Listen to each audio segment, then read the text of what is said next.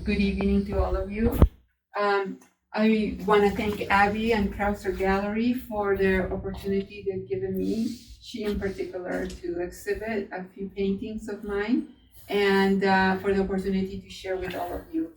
So I'm very grateful and humbled by this. And what I like to do is kind of start chronologically, because my experience as a full-time artist is only 24 months, so it's easy, right? And it covers historically some of the most, I would say, traumatic, dramatic, and critical times that we've experienced in few generations that we're together in this journey.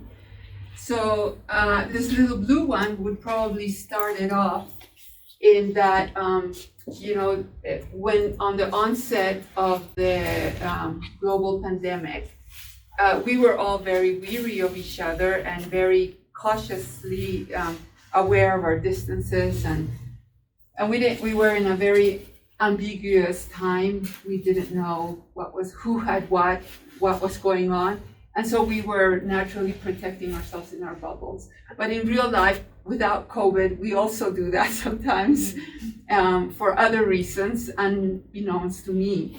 But in that scenario, there's always exceptional, idealistic, amazing people that put that aside, and they just love. They go to the crisis, they go to the need without the bubble, without the mask. And I'm thinking of nurses, firemen, police, emergency people, or even just a good Samaritan that just sees a need. And that's why she's that, and she's very idealistic. That's why she has flowers in her head. So that captures that moment that I would go to King Soopers, and we were all, the shelves were empty, and we looked at each other like, don't dare talk to me, because I don't want your germs.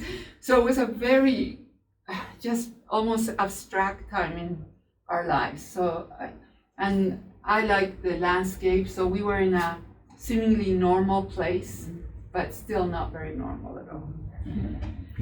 So that's 2020. Also this one, just thinking of 2020, our beautiful landscape, Pikes Peak.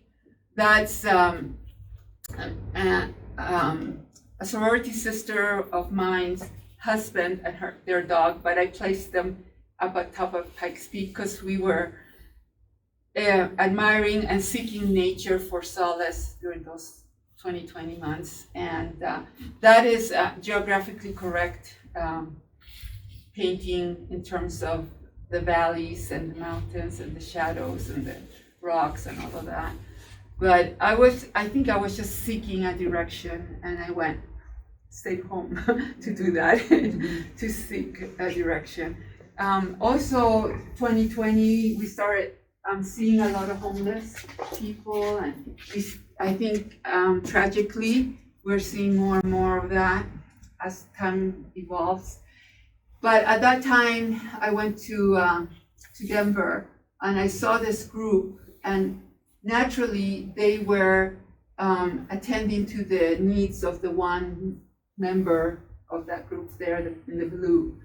And they were so genuinely concerned and talking to him, and he just kept crying and just was in a very sad state, but nobody around. There was just nobody around. And that is not to say something about us as a culture, but yes, something to say something about us as a culture, but it was the middle of the pandemic as well, right?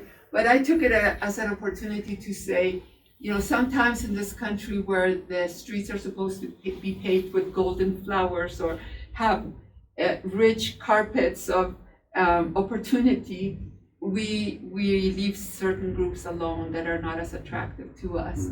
So that's why the signage is like, what is happening here? And go there, like go somewhere else, And I've literally been in conversations where people have said, I wish we could just, move them. And it's winter, so there's no leaves on the tree, and it's a dark day like today. And so that was very impressive to me, so I painted that scene. And then after George Floyd's death, this seemed to me like all of us needed to go to a place of solace up in in the rooftop of somewhere where there was a little flower garden to seek hope and understanding, but in a very serious matter and individually, not with other people, but it was a sincere, genuine, authentic moment of each of us deep inside. And so that portrait captures that. These are just studies, quick, fun things that I do in my studio when I'm not thinking so deeply about what's going on in society. This last summer, so then we turned into 2021, and I had the opportunity to go to the Northwest, and I had this painting in an exhibit in Seattle, and it got 5 out of 5 stars by the judges. Yeah, it's just a cute of the land there, so green and plush, and while we can experience droughts here, and the water was everywhere and the reflection, and this big one also came from that trip. And this one, I think, being in the Rocky Mountains, I hope that you can relate to it, in that after coming back, I felt like I had a very fortunate moment in the Bainbridge Island area, where a dear friend of mine took my family and I on this amazing sailboat down the Sound on a ride one afternoon.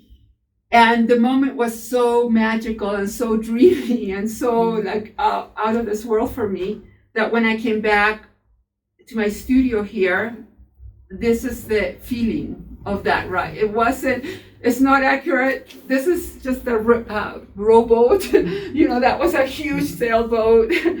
But the sound was the same. Nature was the same. The feeling of peace and comfort and love was all over. And I brought that back. I couldn't tell you what model of boat or how fast we went or how high the sails were or anything, but I can tell you that's how I felt. So I brought that back. And that's what that painting just captures, that moment.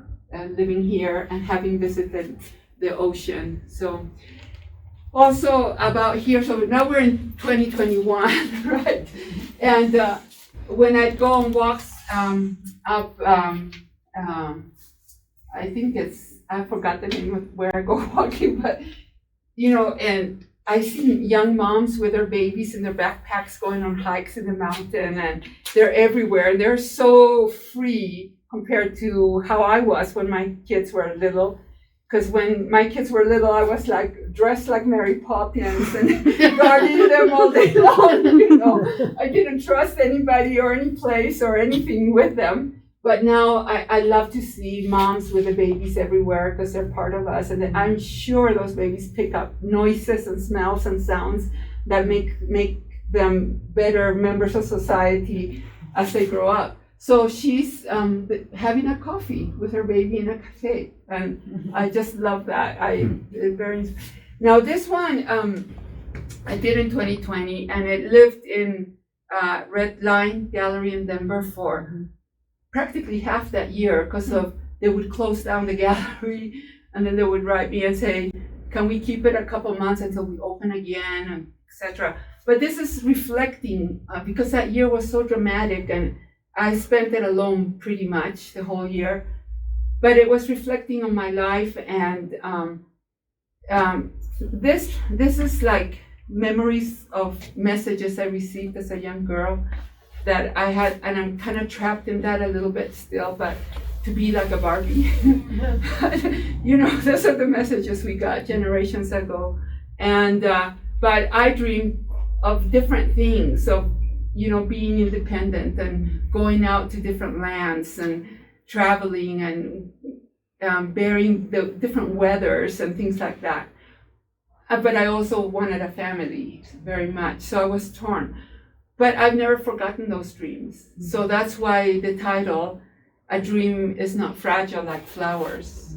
We keep them forever. And if I were to ask any of you, what did you dream as a younger person, you would tell me immediately.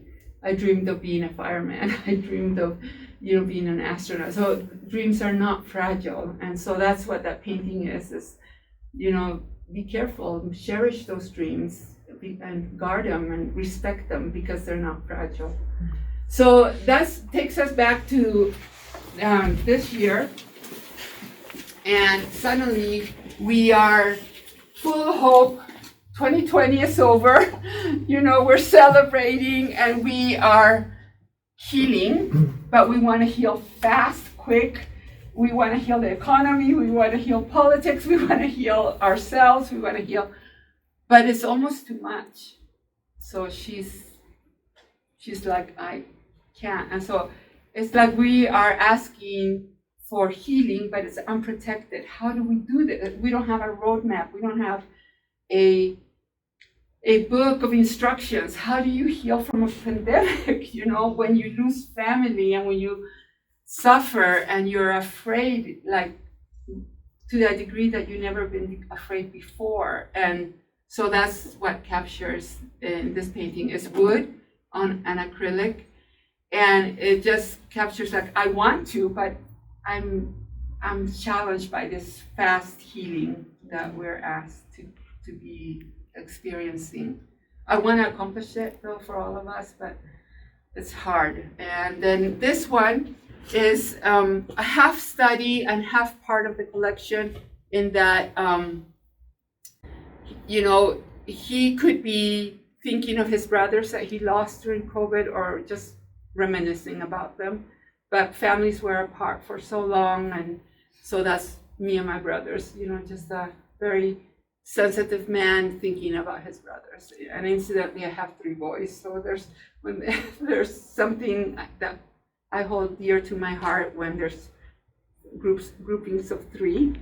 So that's that painting. So any questions?